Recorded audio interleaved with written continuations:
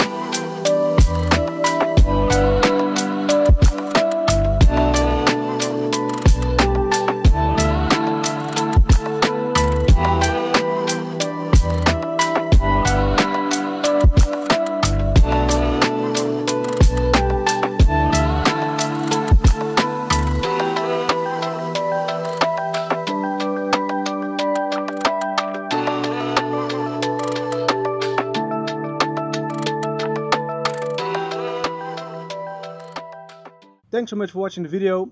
If you want to follow me around the world, please make sure you subscribe and also give it a thumbs up because it motivates me to make more videos.